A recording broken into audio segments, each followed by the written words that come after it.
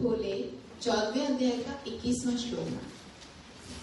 अर्जुन बोले, इन तीनों गुणों से अतीत पुरुष किन किन लक्षणों से युक्त होता है और किस प्रकार के आचरणों वाला होता है, तथा हे प्रभु, मनुष्य किस उपाय से इन तीनों गुणों से अतीत होता है। पहले ये तीनों गुणों के लक्षण बताए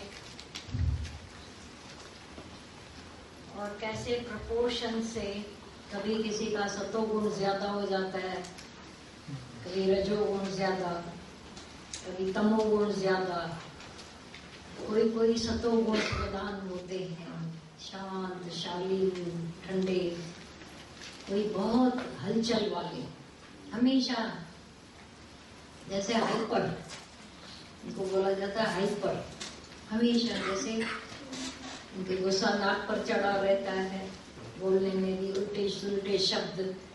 और तीसरे होते हैं तमोगुणी, हमेशा आलसी, दुखी होने वाले, परेशान, हमेशा 12 बजे रहते हैं चेहरे पर, दुखी।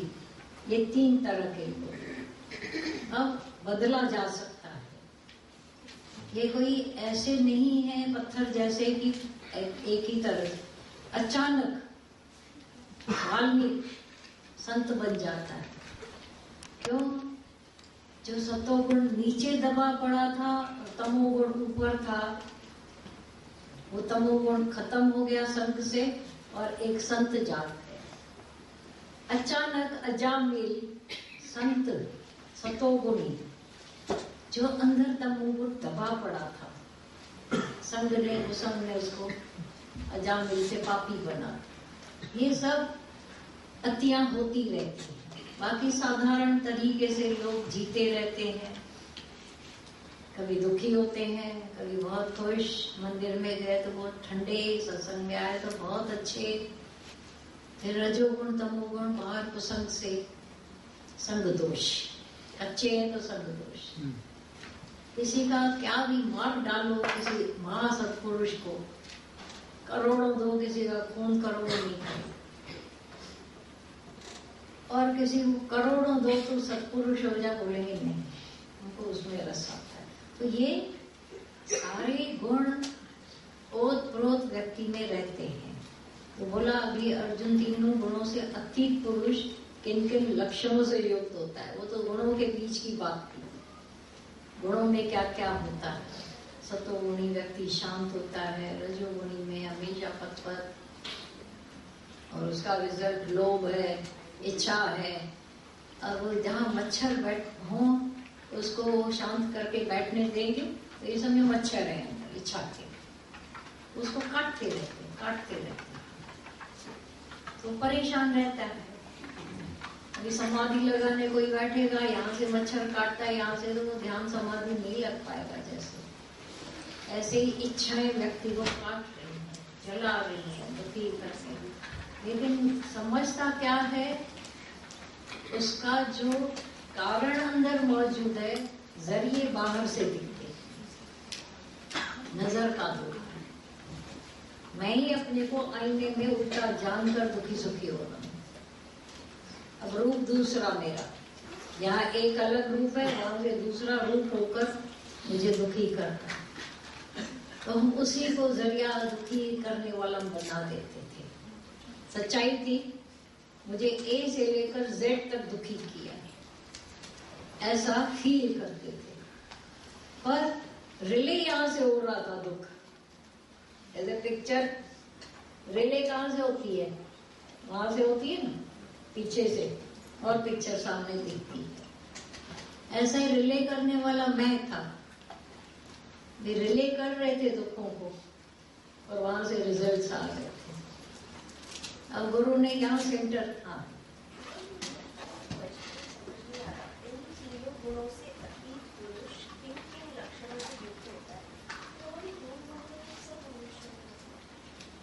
अभी आगे पढ़ेंगे ना, धीरज नहीं हो जा। गुणों वाले ऐसे लोग, सतोगुणी शांत, और उसकी शांति परमानेंट नहीं। ज्ञानी की शांति परमानेंट। रजोगुणी की जो लोभ है कभी बढ़ता है कभी कम। अब जिसमें ये लोभ नहीं, अब गुण अपना कोई प्रभाव ही नहीं डालेंगे, अतीत हो गया, माना देह के अध्यास से ऊपर है तो गुण उस पर प्रभाव नहीं डालते, उसको अपने चमड़े में नहीं डालते। जरे अधीन, जरे ऐसा, जरे दुखी, जरे परेशान, जरे वो होना, क्योंकि मैं रिले करना बंद कर देंगे तो यहाँ से शांति होगी। तो बोला इन गुणों से अतीत किन लक्षणों से युक्त होता है और किस प्रकार के आचरण वाला होता है, उसका बिहेवियर, उसकी रहनी कैसी होती है, तो कैसा दिखता है, ये सच्चा है। तथा हे प्रभु, मनुष्य किस उपाय से इन 3 गुणों से अतीत होता है? अब ये जवाब दिया है। श्री भगवान बोले, हे अर्जुन, जो पुरुष सत्व गुण के कार्य रूप प्रकाश को और रजोगुण के कार्य रूप प्रवृत्ति को तथा तमो गुण के कार्य रूप मोह को भी न तो प्रवृत्त होने पर उनसे द्वेष करता है और न निवृत्त होने पर उनकी आकांक्षा करता है। अंतःकरण और इंद्रिय आदि को आलस्य का अभाव होकर जो एक प्रकार की चेतनता होती है उसका नाम प्रकाश है। रोशनी अंदर ज्ञान की हो गई। पक्की बात है, आप अनुभव से क्या क्या अपने में देख रहे हो। एक अजीब अंधकार था दुनिया में, खुद का पता भी नहीं था क्या सोच रहे हैं, कहाँ मन जा रहा है पता नहीं था। आज उसके मालिक बन गए हो, इतना तो पक्का है, रोशनी हुई है, सेपरेशन हुआ है। ये बहुत जरूरी है कि मैं अपने आप को पहले तो सेपरेट तो कर लूं देह अध्यास से। अब जानने वाले बन गए तो वो जो एक अज्ञान की वजह से अंधकार, आधा अंधेरा आधा ऐसा, उससे तो सेपरेट हुए, तो रोशनी जो चाहिए थी वो तो बन ही रहेगी, प्रकाश अभी। और ये निद्रा और आलस्य आदि की बहुलता से अंतःकरण और इंद्रियों में चेतन शक्ति के लय होने को यहाँ मोह नाम से समझना चाहिए। आलस्य है, बहुत ही नींद है, एक उलझा जैसे अर्जुन को इस समय मोह का एक बड़ा जैसे असर हुआ है, प्रभाव हुआ है, मन अंदर का ध्यान लुप्त हो गया, रोशनी गुम हो गई, अजीब जो बातें कर रहा है वो कभी उसने नहीं की थी और अभी कर रहा है। वही व्यक्ति कभी कैसा, तो व्यक्ति बाहर से तो वही है, अब मैं तो वही हूँ, आप क्यों मेरे में दूसरा तीसरा, लेकिन ये फीलिंग्स क्या क्या उसको करवा रही है। वही व्यक्ति क्रोधी के संग में क्रोधी बन जाता है, लोभी के संग में लोभी, सत्संगी कोई संत के संग में संत हो जाता है, तो ये अधिकता हो जाती है। अब जब ज्ञान हुआ अपने स्वरूप में तो मगन रहे, बिना स्वरूप में आए इन 3 गुणों से अतीत, माना देह से ऊपर उठे तो ये गुण उस पर हमला नहीं करते।